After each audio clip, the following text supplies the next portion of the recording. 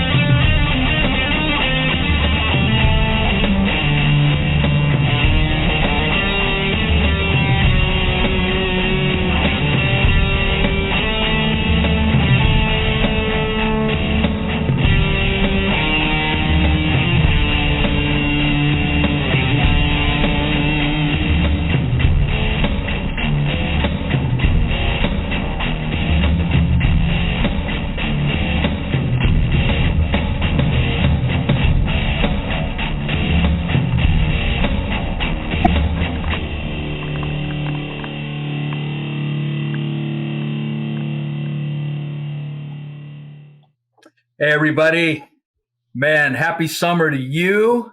What a cool time to be alive. The weather is great. I think it's great almost everywhere. Some of you are a little bit hotter than what we are here in Seattle and where Michael is in Long Island. We're killing it right now, mid 70s, and life is good. Thanks for spending time with us, man. On behalf of, our good friends, David Rhodes and Diane Rothschild, the Fire Engineering Executive Board, all the folks that love doing the stuff that we do to bring you fire engineering and cool stuff every day and every week and every month. Welcome to the Mikey G and Mikey D show. Mike and I are really, truly privileged and honored just that you'd spend a little time with us so we get a chance to come into your world and not only talk about things that are important, but talk about things that are important from some of the finest people, the finest minds. Let's face it, the coolest folks in the fire service that are doing incredible stuff. And boy, we've got that today. So we appreciate you spending time with us. And we're going to talk with our good friend, Dan Madrzykowski from FSRI. And after Mike and I catch up a little bit here and do a little intro, we'll dig right into all the great things they're doing and the technological advances and all this other stuff that probably is over the heads of two old truck captains. But we're going to give it a shot. Dan's going to draw with crayons today. So hopefully Mike and I will get it. Michael, hope you're doing good there in the sunny shores of Long Island. How are you doing, my friend? I'm doing great, bro. Everything is good. We got back last weekend from our 1-week cruise to Bermuda with the girls, my wife and I and my 2 daughters. And we had so much fun. It was so great. It was such a great family trip. And just it's summer in New York. I was out today cleaning around the pool and picking my tomatoes. I'm having a bumper crop of tomatoes this year. So it can't get any better. It can't get any better. Life is good. And, we're just doing our stuff. I feel like I offered, when I heard you were going on the Bermuda trip, I offered to be your cabana boy and carry your bags. I noticed that you did not take me up on that. No, they didn't want redheaded. You had to speak a different language to be a cabana. Okay, I got you. They don't want an old, fat, beat up, red-haired cabana boy. They want somebody who can actually carry the bags. But we had a great time. I'm glad. Yeah. Well, let's start off just real quick. We're going to talk about important things. We're going to talk about serious things. And I think there's no better way to start this show than to recognize the passing of somebody who was all about that type of stuff. And, for this show, I believe on Mike and I's mind will be Mike's old colleague, our old teaching comrade, and certainly a mentor to many of us, Danny Noonan.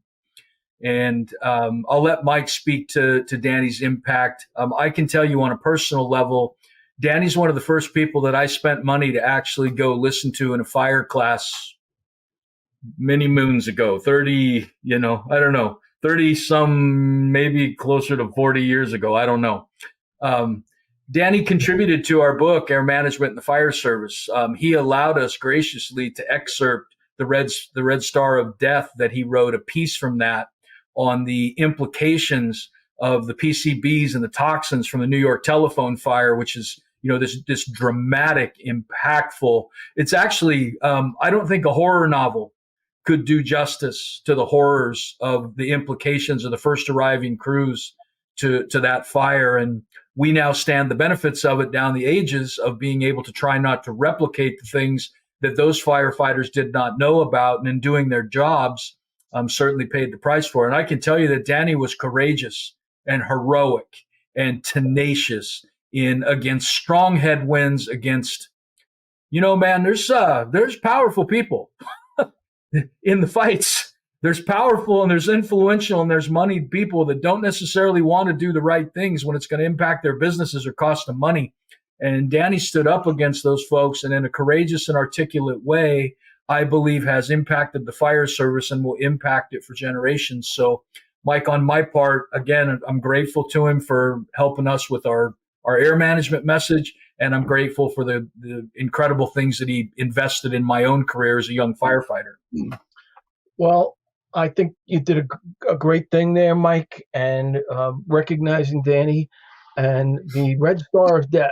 We used to have almost like legal folders back in the fire department, in the medical office, and it was all paper records. And on the outside was stamped a red star if you were at the telephone company fire. And that was the Red Star of Death, and that's where that came from. But the thing that Danny did is he was so dedicated to protecting the brothers and the people, the phone company workers, the men and women who went there afterwards to clean up that place, protecting them from the toxins that got in there. It's the blueprint for the medical monitoring that we have for all of the 9/11 guys now. He set the standard by his tenacious fighting for every one of us. And he was just a great, great guy. And he battled hard. He fought for a long time. And Danny was a good man. Yeah. A good man. Yeah, well, salute to him. Certainly prayers for his family with the hole that's kind of been blown in their world, having him gone. To that end, I want you to know that we pay tribute and we pay respect where respect is due. But we just don't quit, and we don't stop. We don't roll up in a ball with sucking our thumbs and saying it's tragic and it's terrible and we're going to end. What we try to do, at least with the people that I resonate with, and certainly the folks that are on this webcast today, is we try to do our commemoration the best way we know how, and that's to bring the best training possible that we can. And we learn from everything that's going on, and we bring the brightest minds in the world to the table, and we follow the evidence wherever it leads, and we try to make changes, and we try not to repeat mistakes. And, where we can not have broken hearts and people sick and people burnt and all the rest of this stuff, that sounds like a great plan to me. Two things that Michael and I are involved in coming up that I hope you will check out. One is happening on September 10 through 12 in the Houston, Texas area. It's the Woodlands Fire Department is sponsoring it, along with Affordable Drill Towers and the Firefighter Air Coalition. And it's a Fire in the Sky conference. It's the first one that we've done. So we're breaking ground. We're trying something different. You can go and check out the flyer. The flyer will be posted here as we're speaking. I would love it if you would come and at least look and see what we're doing. We're not dallying around here, man. It's guys like Chief John Norman, It's my friend Michael Dugan. It's Dave McGrail from the Denver Fire Department.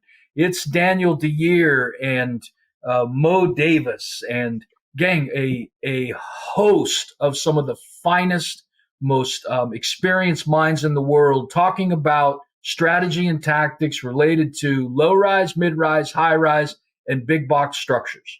Some of the, candidly, some of the most dangerous fires we're going to go to, and the ones, if you're being honest, you don't have a lot of sets and reps in. It's not like a single family dwelling or a little apartment fire. These things that we go to all the time, the sets and reps in those are limited, and so it's critical that where we can, we fill the gaps with other people's experience and other training. As part of that, and I hope you will check that out, we're going to have a really good time, and the lineup is stacked. As part of that, I guess you're probably doing the dates, 10 through 12, there's a significant date going to fall in the middle of that. Michael, what we decided to do is a little memorial on the sacred day for all firefighters on September 11th. Talk a little bit about what you and John Norman are going to be doing the morning of.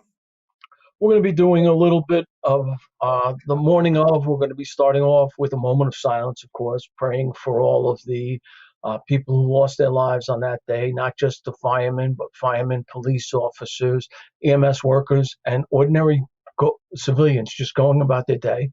And we're also going to keep in that moment of silence all of the other people who were there.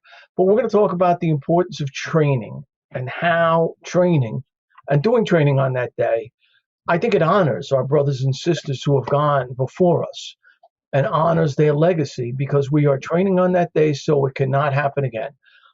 I have never been prouder to be a New York City fireman than on September 12th, 2001, where I was working in a firehouse and we were going to runs. We were responding to calls. September 12th, we handled every call that came into the New York City Fire Department without exception. Now, we had help. We had people from different parts of the country. At the one place I was at for part of the day, we had a volunteer company from New Jersey in an area that was all projects, and they had never hooked up to a standpipe before. But we trained them. We went through with them with how they were going to do this, and we worked with their lines, and we got them ready so they could go. This is what the fire service is all about the training, the brotherhood, the sisterhood, and getting it all together. So we're going to talk about that and how we can honor their legacy, because very honestly, I mean, New York City is huge, but even in a small department, people get hurt in an accident or something else. You still have to go about and do your job, and this is part of it. And that all leads back to training. Yeah, I when we were thinking about doing it, obviously we treaded very carefully about doing anything on that day, and I'll tell you what we came down to. The folks that want to attack our country, the folks that want to come against what we believe is true, don't get to win. And that's particularly true in our great calling, where it doesn't matter what's going on. It doesn't matter if it's people coming at us from a foreign country or the folks that are homegrown and raised here that are attacking our country. The fire service is still going to show up. And when you call, we're going to come. When there's a problem, we're going to respond, and we bring answers. Those answers are supported by the training that occurs in advance of the bell hitting, where you don't get to train anymore. And you don't get to go look at your cell phone and figure out how to do this or how to hook up a standpipe or whatever. And so that's our intent. We're very excited about it. We felt the best way we could truly pay honor and homage to that day was to provide some of the best training in the nation. And by God, that's what we're going to do. The second one is in October 14th and 15th in Cobb County, Georgia. And the Firefighter Air Coalition is doing a firefighter air seminar, much like we did in Meridian, Idaho. 2 days devoted to as many parts of air as we can cover in those 2 days, from the basics of air and air management and SCBA and history. Dan, we're bringing in your colleague, Richard Kessler. He's going to be doing a exposition on the impacts, the physiological impacts of multiple bottles of work and what happens when you're under exertion. We're calling it burning through the bottle, which I thought was kind of cool. Rick George is doing a thing on breathing techniques. We've got Mike and Jack Murphy are doing large buildings, air consideration in large buildings, on and on and on. That's October 14th and 15th. Mark has the flyer up there right now. We hope that you will also check that out. We are putting our efforts where our mouths are. We're not just talking about the things that are important to us. We're actually going to try to bring in the best folks we can to give you the tools and the answers that will help you when it's your turn to show up and everybody's day's gone to hell. And for the Mikey G and Mikey D show, that's exactly what we're doing right now. We're going to bring in. I'm gonna do the quick bio on Dan, and then I'm gonna do my own bio. Here's the bio that I have. Dr. Daniel Madrzykowski is the Senior Director of Research for the Fire Safety Research Institute. From here on out, FSRI. Forgive me, I was around earlier in the stages of this, and ULFSRI comes out very naturally to me. So if I screw that up, then it's part of the UL Research Institute. Dan has more than 40 years of experience working to improve fire safety by conducting research in areas of fire dynamics, fire suppression, and fire investigation. He has been engaged with the fire service to share research results in a way that can be understood and implemented by fire departments in their training, or to paraphrase that, by dummies like me. Dan is a member of the NFPA and serves on their committees for fire service training, structural firefighting, and fire investigation. He's worked with several fire service organizations to develop training courses examining the intersection of fire dynamics and tactics, and very rightly so. Dan was Fire Engineering ISFSI Instructor of the Year in 2009, and they only give that once, but I'm telling you what, he would be under consideration every year if it was about impact and merit and acumen. So that's the official bio. Let me tell you a little bit about what I experienced, and I actually talk about this in multiple classes, anything related to leadership. So I got to witness the UL board up front and center when I was privileged to be asked to be a part of that as a fire service representative. This is in the earlier stages of UL. Right now, UL is a machine, and it's like this big monstrosity, and it's been successful, and and everybody knows now the incredible. In the earlier stages, let me tell you something, gang. There was some blowback and some attack from a lot of different segments of the fire service, and in some cases warranted in wanting a different opinion, those types of things. In other cases, just nasty, awful. I watched Dan and I watched Steve Kerber, his partner, kind of the two-headed beast that made this thing what it is.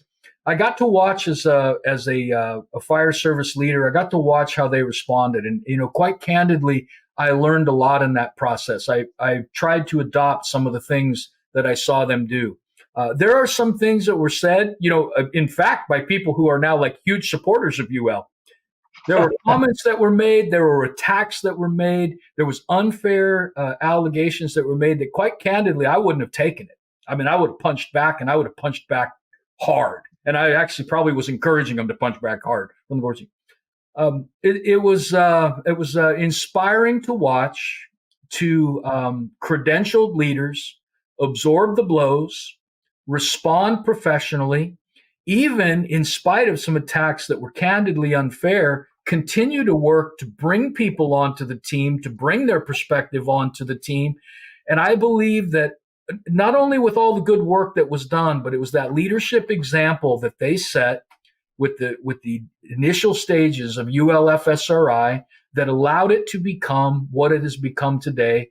And I'm telling you, that's who we're talking to today. Not only a guy who's got all the doctorate, the things that you would want, but in my opinion, one of the finest leaders and one of the most thoughtful and intelligent difference makers in the fire service I've ever had the privilege to be a part of. So, Dan, welcome to Mikey G and Mikey D. I want you to know we're going to start busting your chops now. The good stuff's over, all right? It's going to get real, but Thank you. I want you to know I mean that, brother, and you've been on before, but we sure appreciate you hanging out with us today.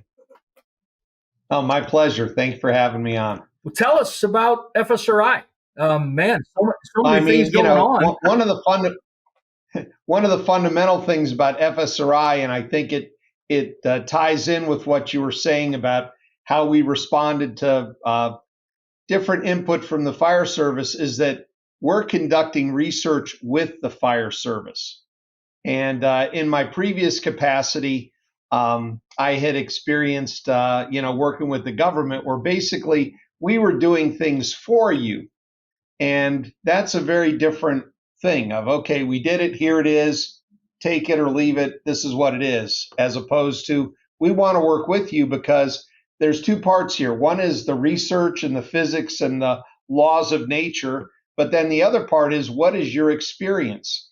And your fire service experience is extremely valuable, and we've got to bring those two parts together to make it work. That's what makes it strong. That's what makes it believable, adoptable, usable. And if those things don't work, we need to know, maybe we didn't design the experiment correctly, or maybe there's something that's happening on the fire ground that you didn't see because you weren't around the back. You only saw what was going on the front and made some assumptions. So those kind of things. And it's interesting. I, to this day, continue to have conversations with people. Recently, I had a very nice conversation with Mo Davis. Yeah. And, we sat for a couple of hours. He's showing me videos where this is what happened on the fire ground and didn't work for us. And I'm showing him videos, and we're, back and forth sharing information.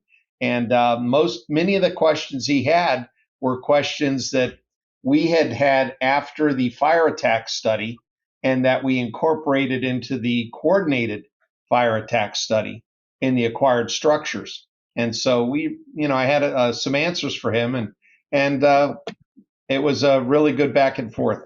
He's quite a gentleman, great guy. What else are you doing in FSRI now? What things are you involved in? So we've grown in the 10 years ago when we started, there were about 4 on the engineering team.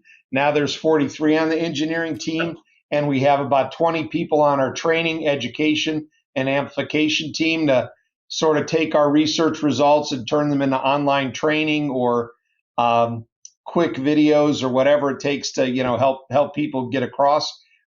Our mainstay is still firefighter health and safety research, but now we've had to branch out. One of the big things is battery safety, whether it's batteries in our homes or EVs or battery energy storage systems commercially. We've seen fire service be threatened. There's a new hazard. There's been explosions, things like that, where firefighters near miss or they've been hurt. And so we're trying to get a better understanding for that and give the fire service tools to deal with that. Up in Canada right now, wildland urban interface fire, as I understand, a large portion of Jasper, Alberta, Canada has been burnt down, right? Including several firefighters' homes. And what can we do to make the buildings a little more resistant? What can we do to slow that down? What can we do to give firefighters a chance with that kind of thing? And of course, that ties into model development, which we're working on, as well as materials, thermal decomposition of materials. And we've been doing a lot of work there. And I'll come back to that just in a minute. But last but not least, I want to talk about, mention we're spearheading NARIS, the development of NARIS, which is the new data collection system that will be online full force, I guess, in about a year and a half from now or so. We're currently getting ready to onboard another 60 departments that are going to include some pretty big ones. I believe like FD&Y is going to be one of those. So we'll start collecting data and testing the system and seeing how it works in the back and forth. And then in November, it's going to go live for anybody that wants to sign into it. And I believe that NARIS will be up for maybe about another year. NFIRS will be up for about another year.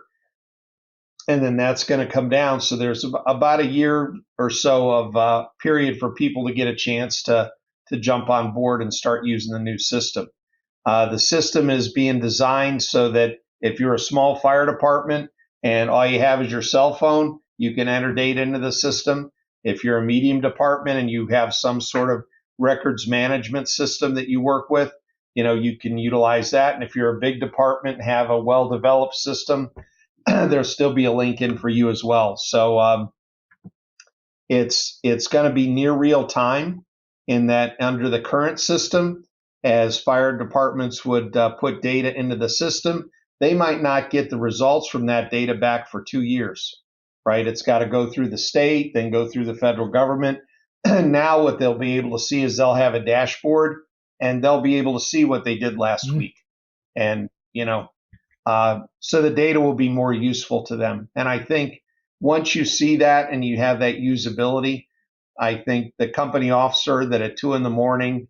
that is saying, geez, do I got to do this? They're trying to make it easier for that firefighter, that officer, that a lot of the fields will be pre-populated based on the computer-aided dispatch data and other fields that, weather data, other things will be automatically populated for them. So they can focus on what was really important about the fire. That's pretty cool stuff. That's very cool stuff, because you got to make it easy. You got to make it idiot-proof for truck captains like myself and Mike. But that's good stuff. And just a little piece of news, hot off the presses. Mo Davis today was named the executive assistant chief to the new chief of the Houston Fire Department. Oh, wow. Yeah. Wow. Yep. Good for him. Yep. That's a good day.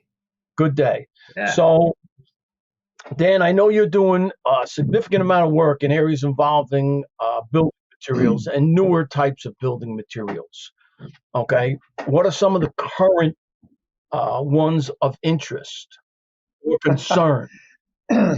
Well, there's certainly some big ones in terms of large projects where, you've heard about cross-laminated timber, and they're using that to build wood high-rises. You may or may not have heard about densified wood, where this is where they chemically treat wood, and then they pressurize it to make it a smaller cross-sectional area, and also to make it stronger. And so there are thoughts that, now we can lighten up the building again, but still have the strength equivalent, strength of steel or something like that. So there's work going on there. I think that in buildings for structural members may be a way off. However, if you want to buy densified wood today for flooring materials, they have it because it's less resistant to, nicks and chips and gouges and things like that. But I think one of the significant things for the firefighters out there is how it's not just those materials, but materials we're used to that just continue to evolve and change without any notice. About 10 years ago, gypsum board went from what we all considered was regular gypsum board to lightweight gypsum board. And it got about 30% lighter, which means it's less dense, which means that if you expose it to the same fire, it can't absorb as much energy before it starts to decay. And, we saw it, we weren't paying attention, but as we start running experiments, we noticed that post flashover, the ceiling and the walls aren't holding up for 7 minutes or 5 minutes. They're going away at 2 minutes or 3 minutes. So, that was recognition. So last year at FDIC, we had a great opportunity. David Rhodes and the team let us put on a 2-day fire dynamics workshop.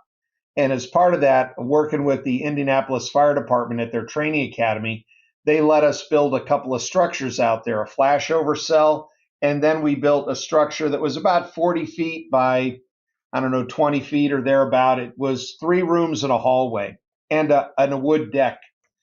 So we had the outside done. We had an partial attic built because we wanted to show how the fire would spread from the deck into the attic. And the lesson learned was that if you have an exterior fire, you need to knock that out. Either the first line, second line has got to handle that fire from the exterior, but because you just can't get to it from the interior. And we were also going to demonstrate the use of concurrent hose line. So while the exterior line's operating, we were going to have a crew with a line starting to search the bedrooms and advancing on the fire in the living room. Well, as we're starting to build this, we had specified that we wanted T111 plywood siding on the outside of it. And then we're hearing back from the contractor, like, I can't find that. Well, what do you mean? He says, well, I'm getting T111 siding, but it doesn't look like the old plywood siding that we used to get on there. So we sent our guys down to the lumber yard, and we got a couple examples. And I got a couple of spots here. And so we have one that is plywood backed, And if you notice that the top layer on that, it's a hardboard or a medium density fiber board. It's not, so it's very finely chipped wood glued together. And you notice that it's got a sealer. It already has a paint on it because that board would absorb moisture pretty quickly. And said, well, that was different. And then we got another version. And what you see there is that instead of having plywood backing, it's oriented strand board with the, and you probably can't see it very well on the camera, but with that, again, that hardboard top coat and sealing. So, these things all still burn. They're still basically wood, but, the changes just keep coming. And, there's no announcement to anybody like, hey, fire service, just letting you know that now we're shipping new stuff that's, may behave a little differently than what you're used to in terms of burning rate and flame spread and things like that. Are those listed as T111 plywood? Is that what? Huh? If you Google, T111 plywood, some of those will come up. Absolutely. The T refers to the texture on it for the finish, and I'm not sure the 111. I've heard different variants about how that, how it's divided to make it look like planks and things like that. But yeah, it's interesting. And some of the, brand names change. They have different names for them. But to the casual observer, yep, that goes on the outside of a house and it cuts and it nails and we're going to do it. And you just don't realize that, boy, that material's different. It may come apart differently when it's burning. Well, the amazing thing about that is early in my career in New York City, they had fire-resistant plywood put up on roofs. You remember this, Dan? I see you smiling. Yeah. And then they covered it with the roofing material. Well, they never took into account the heat of the sun on that. And firemen were stepping from one building to another onto the roof and going through the roof because it all delaminated. The glue's delaminated with the heat of the sun and the chemical treatment. So, who's done the testing on these things? Yeah, no one. And part of that is because it's not part of a listed or rated assembly. So most things that go into your home are not listed or rated for anything. Like the flooring in your home is not listed or rated, so it's not required to have any certain kind of materials in it. So whatever kind of materials pass the building code in terms of, structural stability at the time it's constructed, or maybe wind resistance or what have you, is good enough. In most homes, if there's a rated assembly, it's typically the wall between a attached garage and the kitchen or whatever the room is next to the attached garage, where they may require a self-closing steel door and 5/8 inch gypsum board instead of 1/2 inch. But the floors and everything else in residential construction has no rating. Like if you go into a commercial building, the floor may have to be rated for 3 hours. That it's in a furnace, it's taken a beating from flames for a certain period of time and it's got to hold up, or the wall may have to be rated for an hour and a half to try to ensure that it can contain the fire in that room and allow firefighters to evacuate people outside that corridor and get people moving. But that is not the case in the place where we think we should feel the safest, which is our homes. And that actually is where, the majority of civilian fire deaths occur. Well, stay with that because you're talking about flooring assemblies. I know one of the things that we have grappled with is how do we determine structural stability of the floor, and when's it time to be on the thing and when's it time to live to fight another day. Talk about sounding the floor in relation to what's going on construction wise and what you're seeing in that world. Certainly. So there have been, major change. There have been some major changes in how homes are built. I think one that at least folks in the Northeast recognize was that over a century ago, we had balloon frame construction. And that continued until they ran out of trees that they could get a 20-foot stud from. And what they learned from that was the void space in the walls were such that you could have a basement fire, but the place you're likely to see smoke from first is the attic, right? So you knew if your first stew contained balloon frame construction, you were going to look for that. Well, there was another change that I don't know was recognized as well, and that is when we went to platform construction. Initially, platform construction which now provided a fire break between the first floor and the second floor. We're using 8-foot studs basically in the walls. That platform construction usually utilized 1x6 boards for subfloor, and they were over a solid wood joist. And depending on the part of the country and what housing style is, if you were in a row home in DC or Baltimore built in the 1940s, the 1950s, you might have a solid 2-inch wide joist, 8 inches tall, that's spanning 13 feet for the width of the row home. Other structures you might have, a solid 2x10 or a 2x12. Then we got into dimensional lumber that we still called, 2x10s or 2x12s, but now they're only 1.5 inches thick and maybe 11 3/4 inches tall, or 11 1/4 inches tall. So they're, changing the size of the lumber. It's kiln dried. And then they went to sheet goods. So we still have some solid joists. They're a little bit smaller, but now they're covered, instead of with 1x6s for a subfloor, they're using plywood and then, of course, oriented strand board. So the big difference between the plywood and the oriented strand board and these 1x6s is when the 1x6s were installed, typically they're touching each other. Over time, they dry out. And if you have a home like this, you'll know it by the squeaky floors. And and that's a good thing if you got teenagers at home, so you can figure out, if they're moving around in the middle of the night. But if you go downstairs and you can see the subfloor, you'll see that there are gaps between the boards. They could be an 1/8 inch thick or more. So what happens if you have a fire in the basement? The heat starts to wrap around those boards of the subfloor and burns in the edges. And then what's usually on top of that would be a hardwood floor or pine wood floor, which again has grooves and gaps in it. So there's place for the smoke and the heat to move through the floor. And the end result is that type of floor construction is more likely to give you a hole through the floor well before you burn through one of those structural joists. And Mike, this is the same thing with FDNY, working on flat roofs. Those old school flat roofs are the same. You've got heavy duty joists. You're not worried about falling through that joist giving way under you, but the roof in between is where you're going to have a hot spot or a hole, and you got to be careful where you step. So when sounding techniques were developed for the roof, for the floor, they had that kind of flooring system in mind, right? So you're really looking for a soft spot or a hole. Now come to today, starting in the 70s, we go to lightweight engineered lumber joists, wood eye joists, parallel cord trusses, things like that. These joists may have elements in them that are a 1/2 inch thick or less. Fire's coming up on both sides of the joists, and I should have thought about it earlier and got my props out of the closet and I could show you.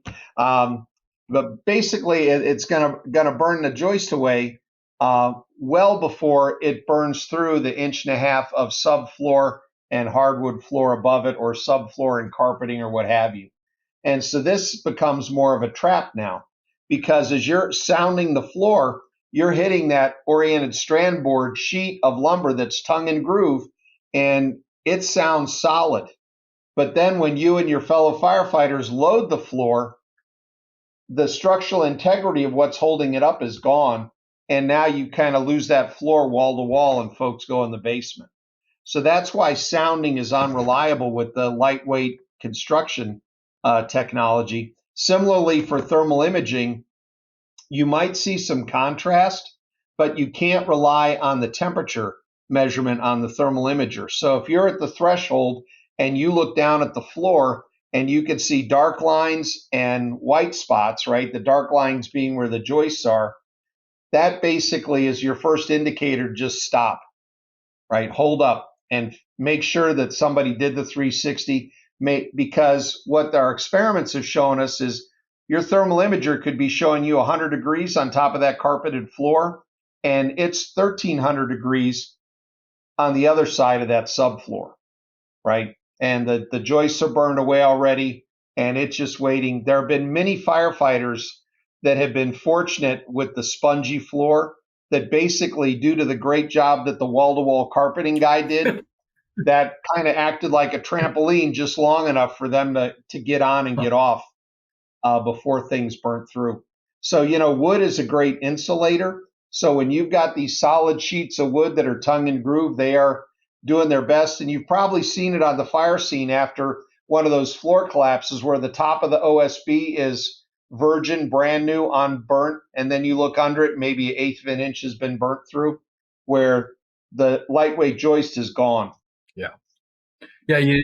So we recently, Keith Stakes and I developed an article on that we submitted to fire engineering that hopefully will be showing up pretty soon to, help kind of clarify that. People ask us, well, in your report, you said that, sounding is unreliable. What do you mean by that? And it's really with the lightweight construction and understanding what sounding was intended to do. Yeah. Relying on carpeting nails for your future that's dicey.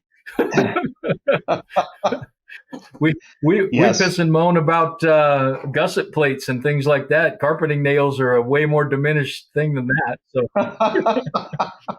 Agreed. Let's so we're gonna do a few questions on the void stuff and that. And as I believe you're aware, Dan, we've spent a long time together, especially in the early stages in the UL board. I think it was me and David Rhodes and Eric Roden were the bulwarks against the onslaught against vertical ventilation. The rest of the committee was pretty hostile. For those of us who have had great results from vertical vent throughout our careers, and let me preface that with, I came from a progressive city, or grew up in a progressive city with a progressive fire department. The fire department was very traditional, and so the engine mostly got along with the truck, but not really. There was that type of deal. And vertical ventilation was a staple operation in a city where, candidly, most of the construction was lightweight. There were some older homes. There was certainly some conventional basements with, the better floors. But a good chunk of it, the fires that we went to, there's a lot of lightweight construction. I believe the majority of the folks that I worked with on engines there would tell you, when they heard the saws operating above them, they would anticipate pretty soon after that lift would occur and conditions would get better. That wasn't a manufactured, idea on our part. That was an experiential part, and it made advancement of the hose line, ability to get to the remainder of the fire. They're taking a beating outside of that, and that was in primarily, we didn't know it then, but primarily underventilated conditions, because we were having a lot of underventilated conditions in there just with the windows and everything else that was going on. So vertical vent, as done the way we did it was incredibly effective. Talk to us about where you guys are with vertical vent. I can tell you nationally, UL is known as the anti-vertical vent group. I don't necessarily believe that's fully true. And, when I talk to you, I don't get that impression. This is a good chance in a thoughtful way to just disabuse the nation of that notion and talk about what you do think. Well, so let's talk about vertical ventilation. It requires horizontal ventilation and then a vertical part to be effective and efficient. It is extremely an efficient way to ventilate. Certainly, that's why it's taken into the design of fireplaces and combustors and things like that. You take in the air low, you have a fire of appropriate size for the vent, and the smoke goes up. No harm, no foul, life is good. The challenge comes into being when, let's say in the fireplace condition, the fire is too big for the vertical vent, right? And then where does the extra smoke go? Where does the extra heat go? If it can't get out of the vent fast enough, it's going to back up into the house and spread fire into the house. So a lot of what we're talking about is really coordination. And if you've got a vent limited fire and the saws are going and the hose crew is not ready, trouble with no water from the hydrant, Sure. whatever the problem might be, and everybody's just going by rote, basically, this is my job, I'm doing my job, I don't care what everybody else is doing, then the likelihood is that they're going to make that fire bigger, right? And so the case that you're talking about is really a different kind of case of coordination. What ideally you would like to see is not having the hose crews taking a beating first, right? But let's in the case where we hear the firefighters say, "Man, we were taking a beating, and then they opened up on top, and we just got relief." Well, they're in a house typically. They're flowing water. By flowing water, they may not be most effective. They may not be to the seat of the fire yet, but if they're flowing, they're limiting the growth of that fire, and they're cooling off gases that might ignite going over their head as part of the exhaust portion of the flow path back to the open front door, right? So they're having an impact on the fire. You get up there, cut the hole. The heat release rate is right sized to the hole that you're cutting. Flames out the vent. Fresh air coming in the front door, hose crew feels relief, life is good. And we see that in a lot of our experiments. So let's say we've got we had one experiment where we're basically burning a chair in a living room. House is closed up. We open the door and the smoke banks down within 3 minutes or so. House is just full of smoke. We open the door, we still only have the chair burning, and what we see is we get lift, we get visibility, we get the layer lifting about 3 feet off the floor. We can see where the fire is, 12 feet, 20 feet away from the doorway. Go in and get it, right? If we don't flow water and we let it burn like that for another minute or two, and again, this varies on the size of the building, what happens? We get rollover, the neutral plane drops again, and we flash the room over, right? So it's all about coordinating the water, keeping the heat release rate right-sized with the vent. Now, there are some cases where you look at things like a grocery store fire, and by the time you show up, there is smoke coming around every edge of this grocery store. Let's say it's relatively small, 100 feet by 100 feet. So now you got to look at resource management. Where do you need that truck crew? Well, you certainly need eyes up on the roof at an adjoining structure in a ladder, because you want to know what's going on with the roof so you can tell, hey, do we have a partial collapse on the roof? Has it auto vented on the roof? You need to have feedback to instant command for that so you can guide what crews should be doing or not doing inside. But if you have a crew up there with the idea that you're going to get lift or vent your way out of a problem without suppression going on, that is just, there's too big a volume of smoke. You can make a 32 square foot hole and then make another one 30 seconds later if you're that efficient, and it's just not going to be enough to get ahead of it. You can't vent your way out of that. So again, it's timing, it's conditions. Now, if they get effective water on that fire and you want to get the smoke out of the building, hell yeah. Now cut the holes, the heat release rate's smaller, and you're going to have a good effective lift and smoke removal. So it's sort of about size. So if you've got a lazy boy at home and you imagine that with flames 8 feet above it, fully involved, that's on the order of like a 2 megawatt fire. So if you can cut a 4x4 hole over that, that will vent that fire. That will handle that fire. Now you get up on the roof that has, let's say, a love seat and a sofa in it, and now we've got a combined peak heat release rate more on the order of 6 to 8 megawatts. So again, to communicate that, imagine the sofa and love seat with flames up to the ceiling, rolling across the ceiling. That gives you sort of that size of the fire. You cut that same 4x4 foot hole, the flames are going to keep rolling the ceiling and going to the open front door when the crew enters, because that 4x4 hole can't handle that much fire, right? It's overwhelming it. But again, if somebody pops open the door, gives it a shot of water as they're moving in, then you punch through, perfect, right? It'll do what you want it to do. So it's all about expectations, a little bit understanding flow path and fire dynamics and the cause and effect relationship. So we are, to be clear, we have never been against vertical ventilation. We like all ventilation. We are not partisan in that regard. And it's just really about trying to give the fire service the information, the videos, examples, so they know how to make better decisions on the fire ground. Is this a good time for this or not? There's some cases where you see helmet cam footage or things, and you have a 1,000 square foot, 1,600 square foot ranch home. The fire is fairly advanced in the attic.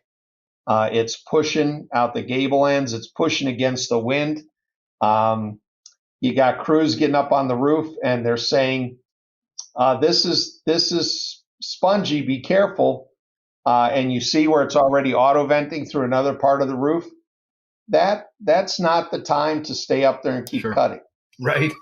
Yeah, I would add to the conversation only because it is such a contentious one. I'll tell you, Dan, where I find myself in disagreement with a lot of the conversation that's going on is a lot of the non-vertical vent conversation is that the roof is a dangerous place for people to be, which amuses me, to be candid, because number one, no duh, there's a building that's on fire. But number two, the roof is a more dangerous place to be outside than apparently it is to put people inside, where you're in a superheated environment where you cannot see, where all kinds of things can go wrong and you don't have an escape mechanism. Number two, the experiments a lot of times showed open burning on trusses, which typically doesn't occur. And it assumed that you were going to cut a hole and then you were just going to watch and wait and see what happens, which for most of us that were doing vertical ventilation, the whole process is dynamic. It's a hand line is in place. It's trying to make it better for the engine. The truck now is cutting a hole. As the lift starts to occur, it's easier for the engine now to see what they're doing, make headway, get in. That's the part of the conversation that I feel like has been minimized, and where you'll start to feel us push back.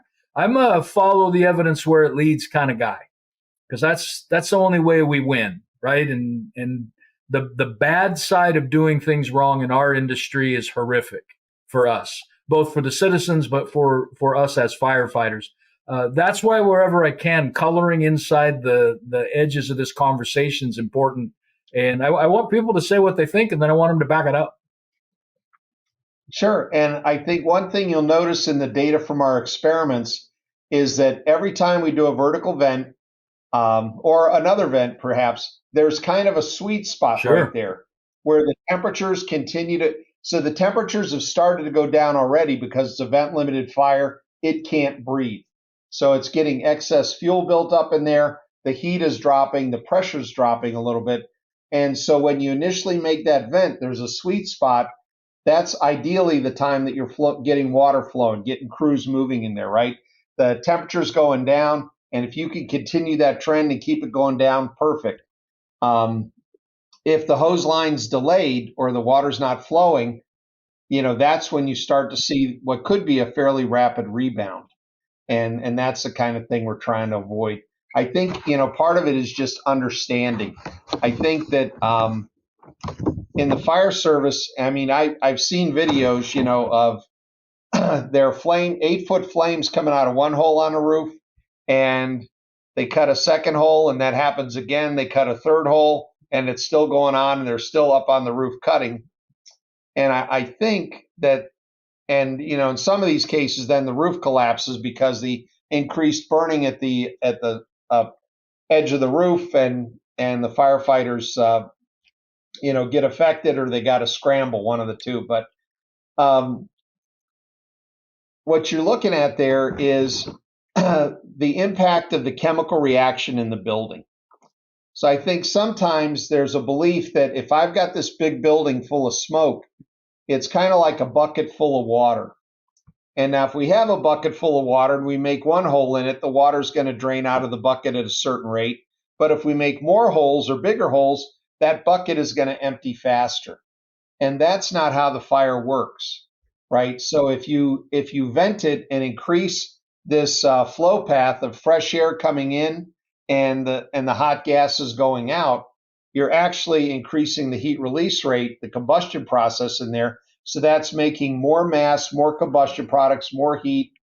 It's making things worse instead of better without the active suppression, right? So that's why that coordination of those two pieces is so important. With regard to your, dangerous on the roof, I guess I'll refer to Mike. So it's still the practice, I believe, in FDNY that you guys don't vent peaked roofs. Is that correct? Correct. Not on the initial alarm. Not on the initial alarm. We will send somebody up to the roof on a second alarm on certain things, but we don't go up there because, again, our feeling is, and I know this is different than Michael, our feeling is we want our people into the building to get to the victims in private dwellings. We want our people, we don't have, even though we're one of the largest fire departments in the nation, we don't have the people on the initial alarm to get in and do the bedrooms. So we team guys up to get into the bedrooms and to get into where the sleeping areas are. And that's what we're going to do before we decide to vent that. And to be fair, the slope of the peaked roofs in New York is different than probably the slope of the roofs that you have out in Seattle. Well, I was amazed when I was in Sacramento and saw 24 on center plywood roofs with 2x4s holding them up, a flat roof, 2x4s holding them up on a 24 because they don't have any snow load. Yeah. So again, it's knowledge of where you are and everything else.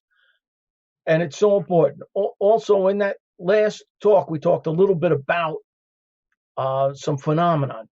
And staying with the fires in the voids, there was a recent posting online that talked about backdraft and flashover. What are your thoughts on those two phenomena? Yeah, I saw the posting and I thought it was kind of interesting. So, flashover, I think many people have experienced on the fire ground to some degree. Maybe the room next door, they were outside when it happened or what have you. And fortunately, there's a number of people that have lived to tell about actually, having the fire overwhelm them. So it speaks to the quality of the gear and the quality of their training to get them self-rescue, right? But I thought it was interesting because it was one of these Instagram posts, and it said that flashover is a temperature phenomena. So the way you avoid flashover is by reducing the temperature, right? By getting water flowing, by cooling it off. And then it said that backdraft, which is a type of smoke explosion, is a ventilation phenomena. But then it says, so how do you solve that? How do you address it? And it said that you need to do proper ventilation. And I kind of chuckled a little bit like, yeah, that's tricky. Because if it's a ventilation phenomena and you're telling the firefighter to vent, it's probably just as likely that you're going to trigger that as well as stop it. You probably flip a coin on any given day. Charlie Fleshman and I have been working on doing some more research on smoke explosions and backdrafts. So we recently published a paper where we kind of refer to these as overpressure events. And, part of it is they indicate that, for a backdraft to occur is that some change in ventilation occurs. And what we're seeing is that the fire might be causing that change in ventilation. If you look at the neutral plane movement and the change in the color of the smoke and various other things that could be coming out, let's say out of a cockloft, and then all of a sudden it goes woof. It may not be somebody like punching through a roof or somebody opening a door.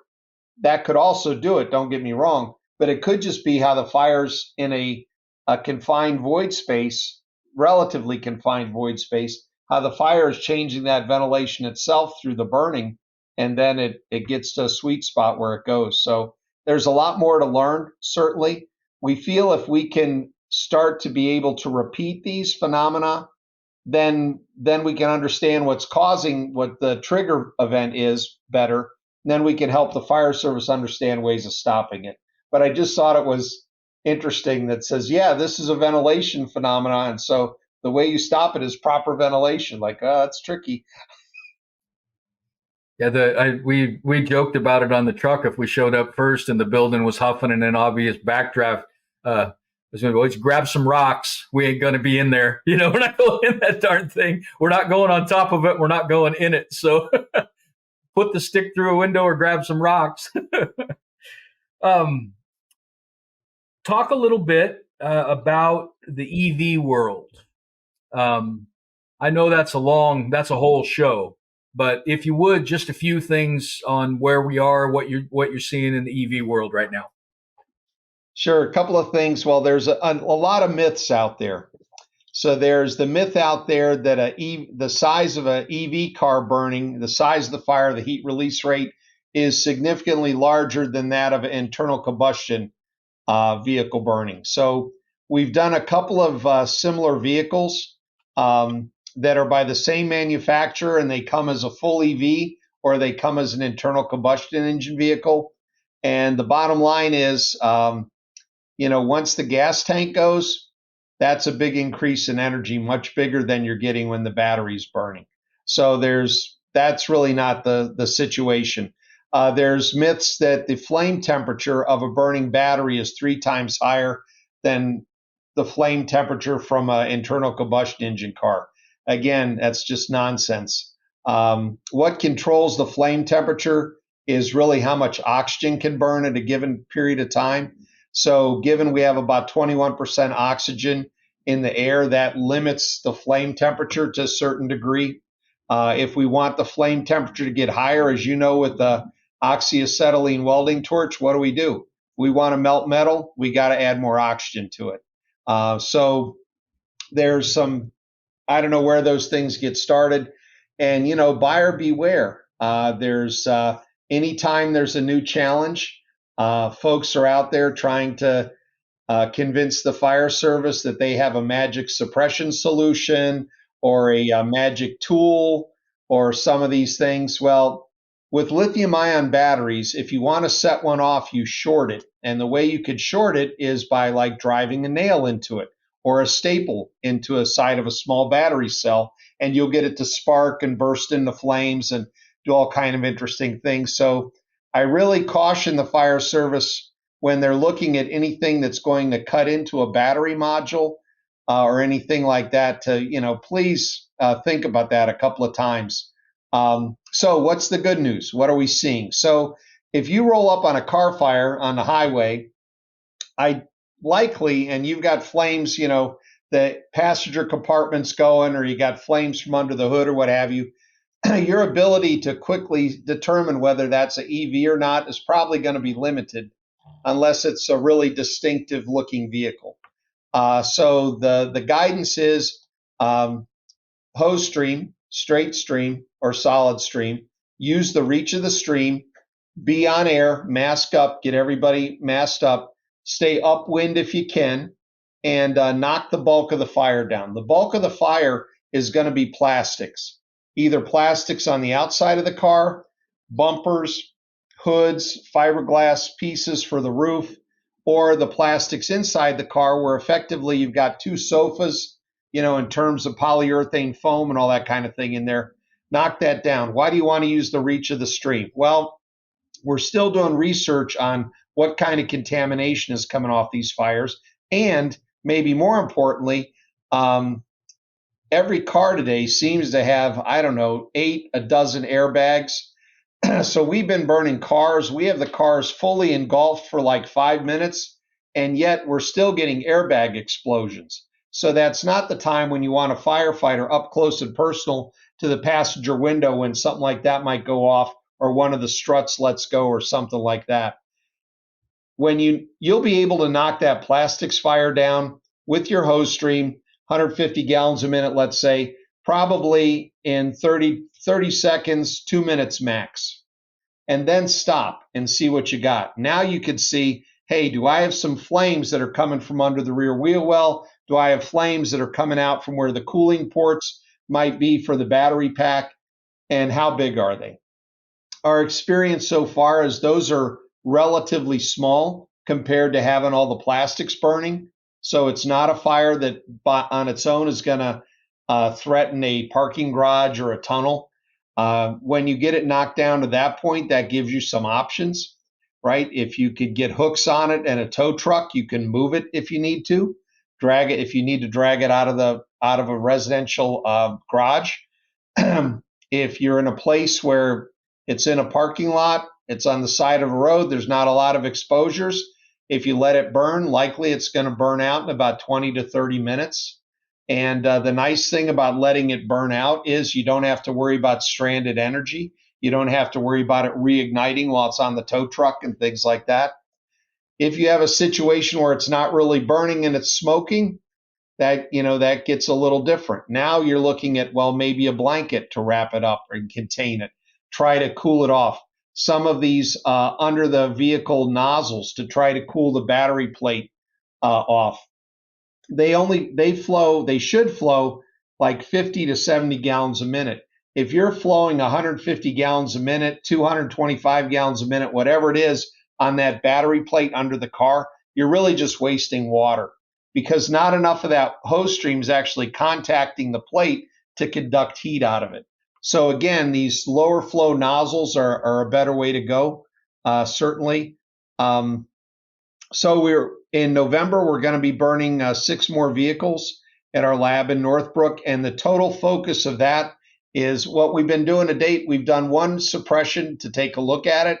And we've done others just to see how long do they burn, how much energy do they give off. And now we're going to be focusing on the suppression activity. Our first round of tests with that is going to focus strictly on what every firefighter has when they roll up with an engine. They got a hose line. What can they do with that hose line to mitigate that problem, best control it, and not use 20,000 gallons of water or something like that? Is there any difference in the runoff? And keep themselves Is there any difference in the runoff or the stuff coming off of that compared to normal? There's some, and we're still looking into that. So part of what we're doing with these experiments, we just ran some in February, and so we're going through that data now. We're collecting water runoff from both the internal combustion engine vehicles and the EVs, and we're also looking at what's in the smoke and what would get on firefighter gear. So we're working with NIOSH on that. We've got measurement positions that are on one in the front of the vehicle, sort of one in the rear of the vehicle, at sort of 5-foot height of where a firefighter might be. And then for sort of the extreme case, we have one up in the plume above the vehicle. So if it were a windy day and the firefighter couldn't avoid being in the plume and they're just getting pounded with the plume, what's getting on the gear? So we're doing a couple of things there. We're looking at the contamination on the gear, and then we're washing the gear with different methods to see how clean it gets or how much of that material we lose. So some of the things that we would expect that we're seeing to some degree, you've got cobalt, aluminum, things that are in the battery itself that might not be coming off of a normal car, an internal combustion engine car. Cool. That's going to be very interesting. How long do you think before that information gets out to the firefighting public, Dan?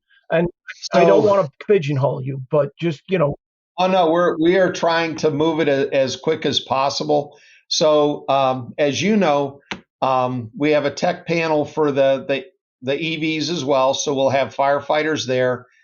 Some of the firefighters, post their videos and whatnot, what they're witnessing in terms of the fire size, in terms of what they're seeing. This report we did with the Boston folks, which was our initial foray into suppression, we did that in collaboration with the Worcester Polytechnic Institute and the Boston Fire Department. We should have that report available probably within a month or so that at least shows how effective that single hose line knockdown was on this particular vehicle. And again, there are other vehicles with bigger batteries and whatnot, and that's what we're looking at in our continued testing.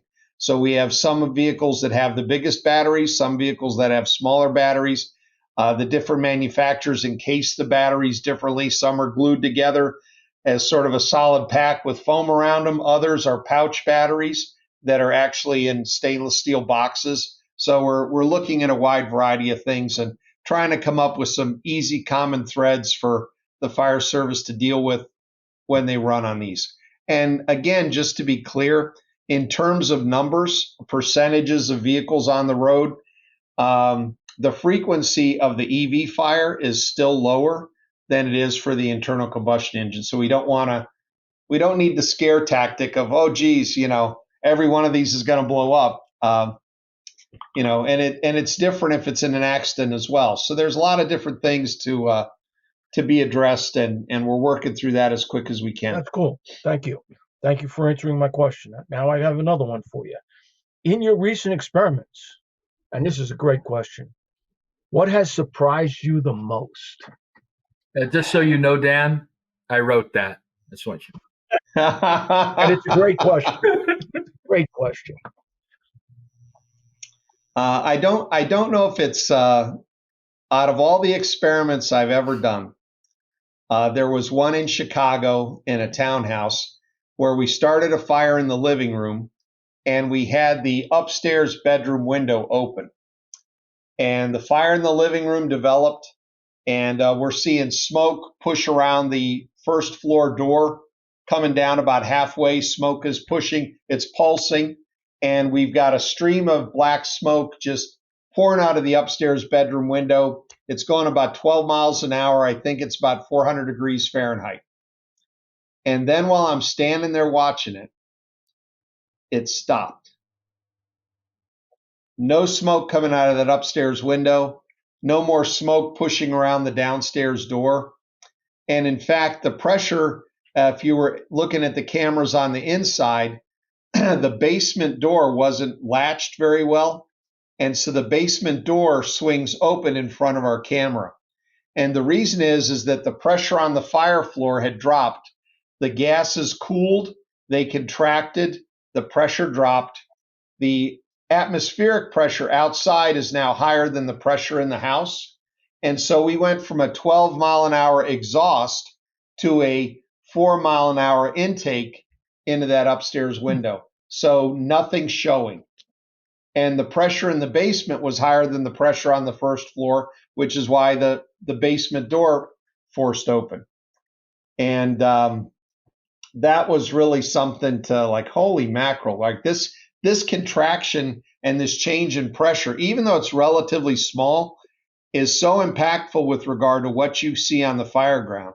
Now, the minute the firefighters opened that front door and gave it a fresh air intake low, that smoke just started pouring out of the upstairs bedroom again. But, there's been some incidents where folks have had a fire on the first floor. The folks that called 911 saw open bedroom windows on the second floor and reported via 911 that the fire was on the second floor. And when the crews rolled up, they kind of looked and saw that and sort of took that for granted, not realizing that once they opened the front door and they ran upstairs to search and or take the hose line, that now they're enabling that fire on the first floor to flash over and trap them.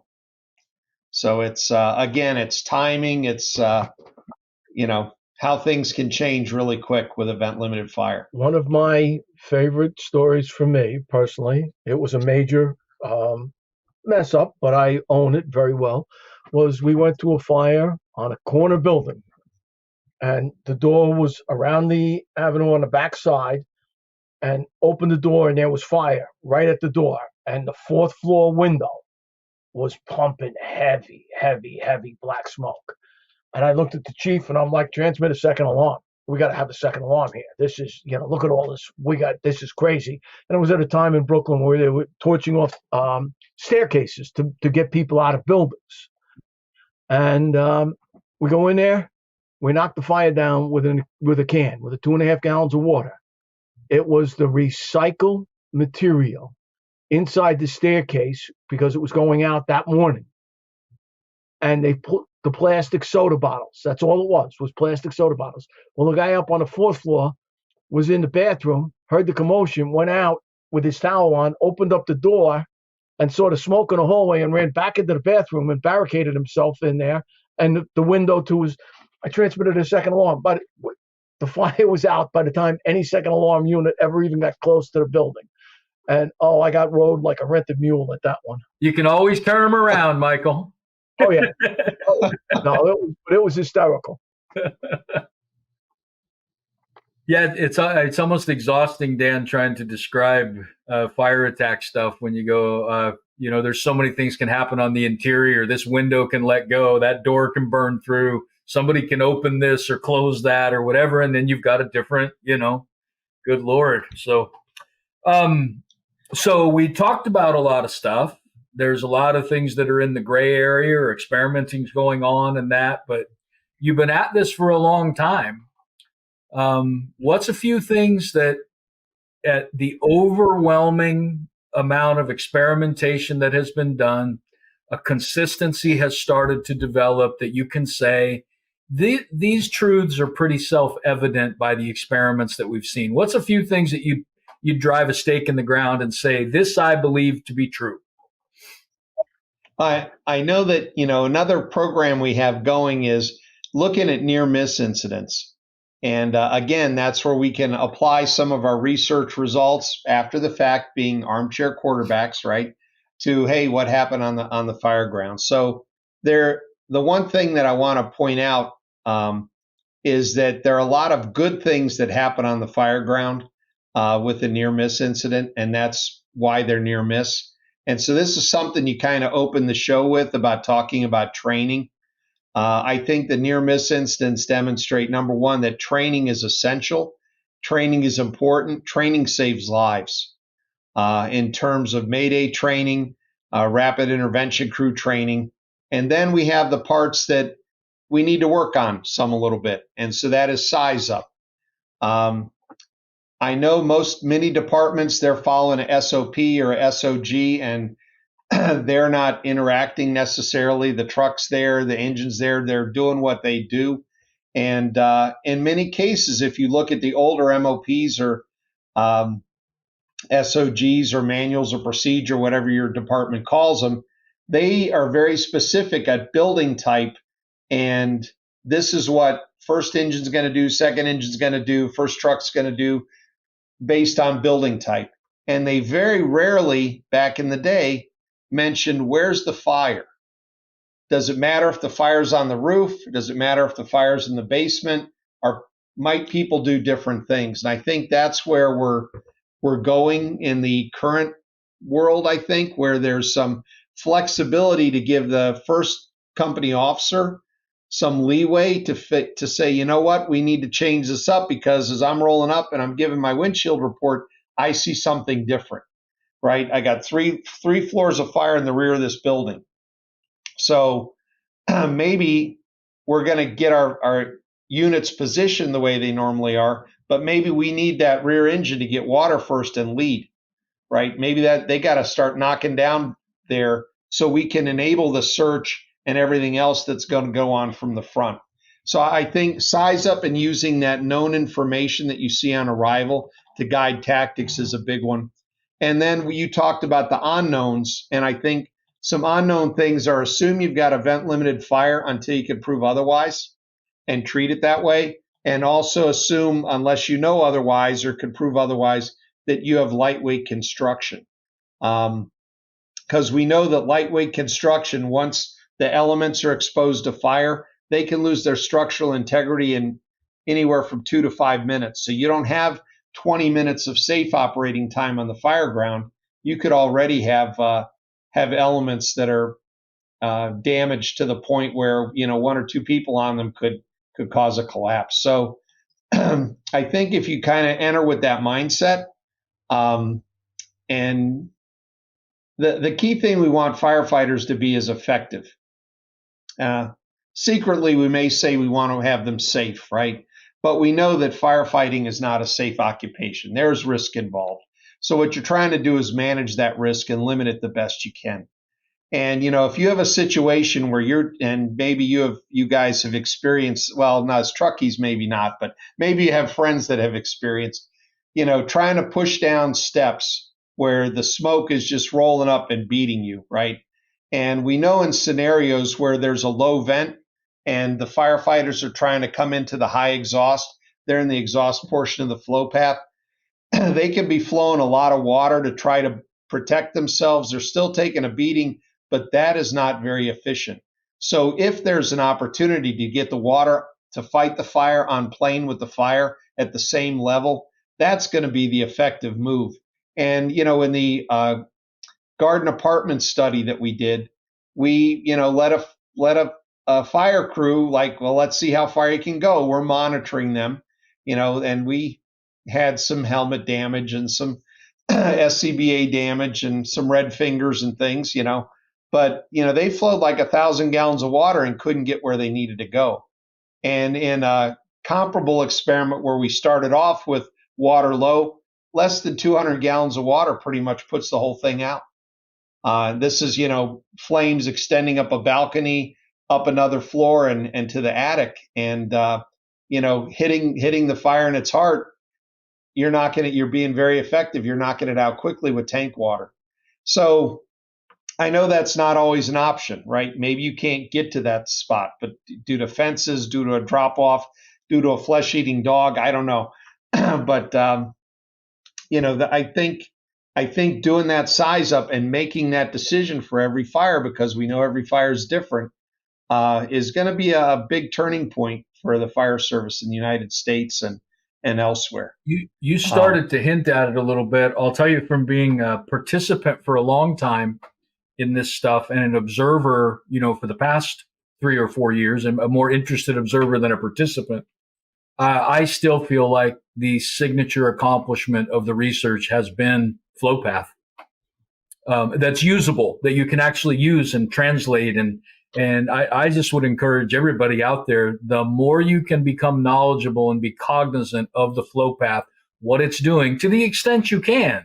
Then you can do about a window that breaks out, or, a hose stream goes a different way and knocks open a weak part of the structure, a window or a door, or those types of things. But, to me, and maybe you can speak about it for a second, to me, flow path, one of my colleagues would chastise you and me and say, well, that's just Charles' law. And I always told him, I said, well, that's too confusing for a truck captain, but flow path, I can get that. All right. So flow path is what I'm sticking with. I think that has been the biggest game changer in actually being able to do things well, apply things well, choose one tactic over another. Maybe you can comment on that.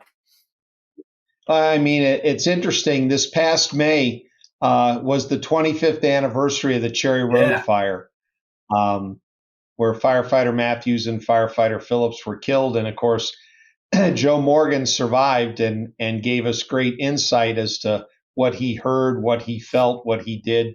And again, another case where training to follow the hose line out and self-rescue, really paid off. But, looking back at that fire, we find that there were other examples of that fire before 1999 in Pittsburgh, the Pang fire in Seattle, and Bryceland Street, and since then, Diamond Heights, Middleton Avenue, the Joyce Craig fire in Philadelphia.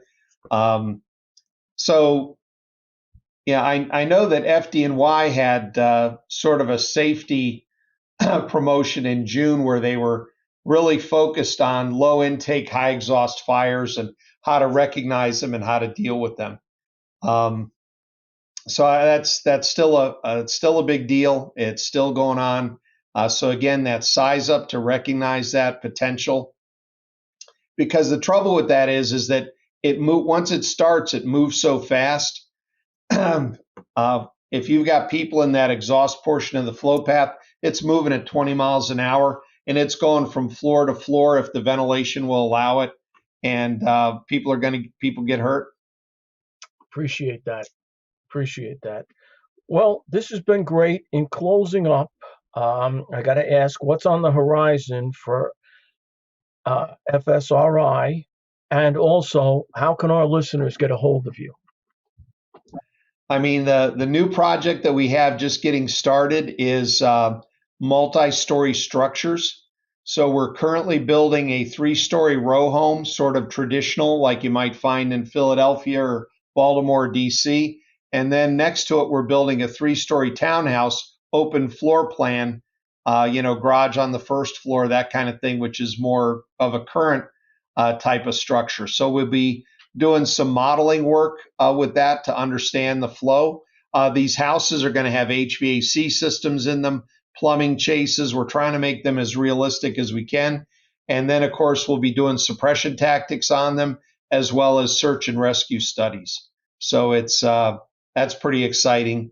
We're getting ready, working with the state of Hawaii to release part 2 of the Maui fire analysis. That'll be getting released in September. It's undergoing review now, and we're currently working on building-to-building fire spread for wildland-urban interface, trying to look and see how window glass choices, whether it's tempered glass or not, or reflective glass or not, and window frames can increase the ability of a building to resist the onslaught of burning embers and wind-driven flames and things like that. So lots of good things. And as I mentioned earlier, we're preparing for another series of EV tests. So a lot of things keeping us busy. I'm surrounded with a amazing group of people. I'm just really fortunate, engineers and scientists alike, and as well as the training team. They're all energized. They all want to put out good product for the fire service, and it's really a great place, enjoyable place to work. Makes Man, it easy. how do you keep 40 plus propeller heads, in line, brother? Good Lord. But also, before I let you go, don't forget, how can they get in touch with you? So to see what we're doing, FSRI.org is our webpage, and you'll have access to our reports, be able to link to our training and everything. And Mike, as you know, anytime you want to get in touch with me, it's just Daniel.Madrzykowski, common spelling, at ul.org. But if you just go to the website and look at About and under People, you'll see a picture of me, and you can click on it and get my email. But gang, here, let me make it easy for you. Don't try to spell his name. He probably has a more complicated name than mine. Just go to his website, Dr. Dan Sweet Kool-Aid Teddybear.com, and you can get everything you want to know. So, and that'll be right next to Mike the Gig Gagliano. Yeah.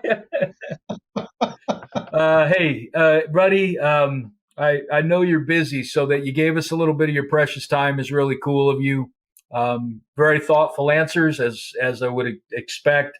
Everything I said in the intro, I want you to know I believe, and I have watched in awe, but also in as a student, how you folks work this stuff, conduct yourself, whether under fire or getting accolade, whether being called names or winning awards. And I feel like there's been a professionalism and a consistency and a real desire to impact our craft that I think is commendable. So, it's much appreciated, brother. Really is. I mean, what firefighters do, I'm not a firefighter. I'm not getting up at 2:00 in the morning because somebody's house on fire. Like, they shouldn't have let the food on the stove, right? Kind of thing for me.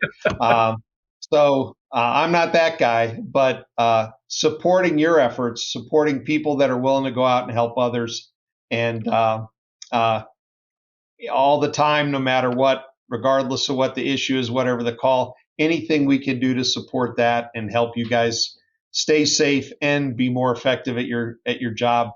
That makes it an easy mission for us to all get behind. That's how we get the 43 propeller heads to line up and say, here's our mission, this is our goal. And it's pretty clear cut. So it's easy to go after. So, well, thank you, my friend. Really appreciate it. Take care. Have a good. Michael, another radio show full of content, another radio show with, answers and insights. And brother, any closing words for our folks before we close her down? Listen, it's just about learning. I don't care who you are. If you're in the fire service, you got to be a lifelong learner. Yeah. Yeah, thanks for listening to us, gang. I hope, we started this thing out with a little small tribute, as insufficient as it was, to our dear friend, Danny Noonan. My hope is that, Danny is watching this somehow and is appreciative of what we're trying to do in his name this day. I think he would be.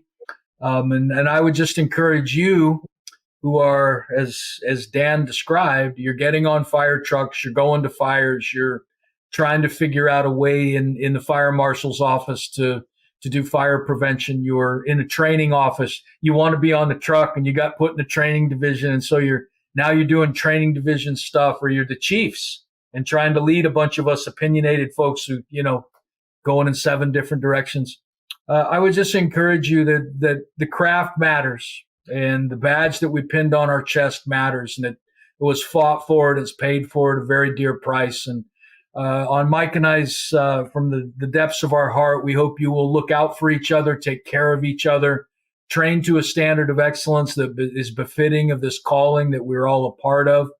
And on people's worst day, you're going to show up and you're going to give them the very best shot that they have of making the worst day of their lives something that is less worse, and hopefully a day they can look back on triumphantly. We're honored to be along the ride with you, man. And the time that you give us, we never take it for granted. And I feel like in our guest today, we made your time worthwhile, and that was because of him, not because of us.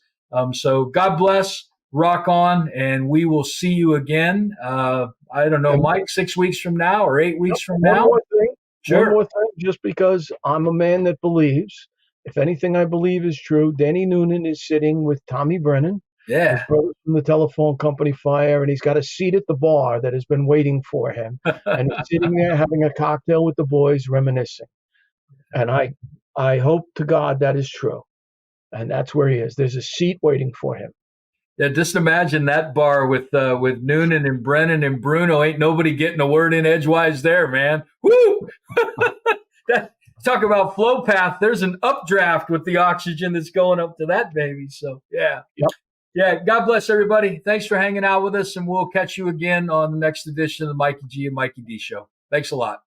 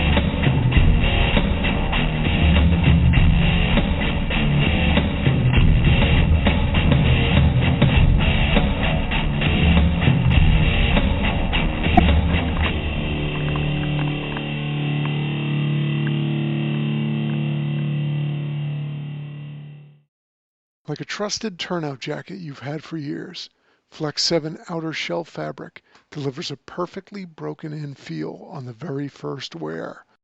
Flexible, comfortable, and powered with the strength of enforced technology, Flex 7 outer shell fabric is made to move.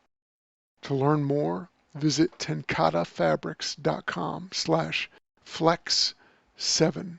Flex 7, powered by enforced technology. Only from TenCate Protective Fabrics.